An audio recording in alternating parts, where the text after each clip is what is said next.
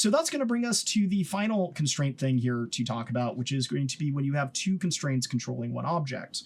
And for this one, I'm just going to show it with parent constraints to make things simple.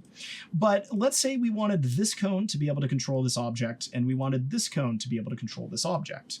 What we could do is we could select cone A, we can shift select cone B, and then finally select the object we want them to control, and we can perform a parent constraint. Now, what's unique about this is if we take a look at this, you'll see there is a single constraint created. And this is important because that wait I just talked about, if it doesn't have something to return to, it acts as an on-off switch. But if it has something to return to, it acts completely different.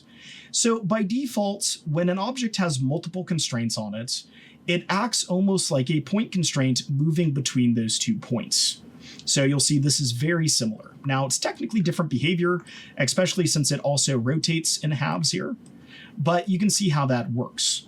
Now, what's significant here is this weight on each of these can be altered.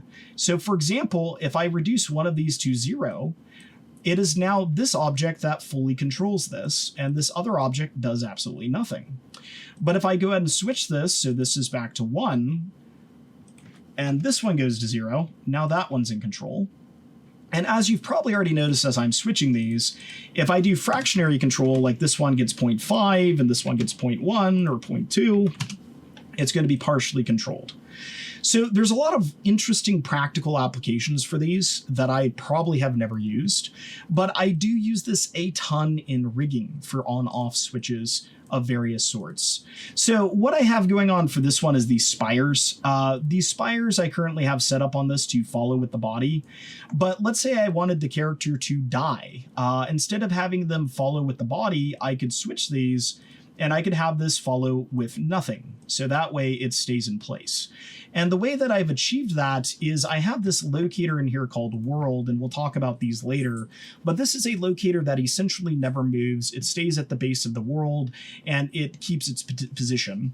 And then I have the torso. So if we take a look at this control here and I expand it out, you'll see that it's weighted between the torso and the world. And what I've set this up to do is when it's set to 10, it transitions to be weighted with the world, and when it's set to 0, it transitions to be weighted with the torso. So that allows me to create the effect of it following with the body or following to the ground. So that's a practical example there, and there's a lot of uses for that.